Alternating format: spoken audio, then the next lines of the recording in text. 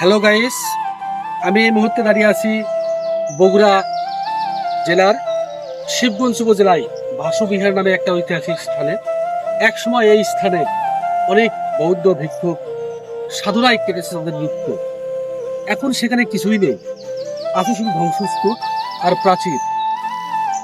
সাথে ছিল একটা বিশ্ববিদ্যালয়, সেখানে অনেক পণ্ডিত সাধু শিক্ষা অর্জন করেছিল।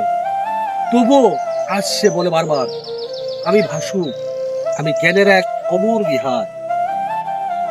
অপরূপ সুন্দর এই দৃশ্য, বিকেলে ঘুরতে এসে মনটা জুড়িয়ে গেল। আপনারা আসবেন, এই সুন্দর স্থানটা পরিদর্শন করে যাবেন, অবশ্যই ভালো লাগবে।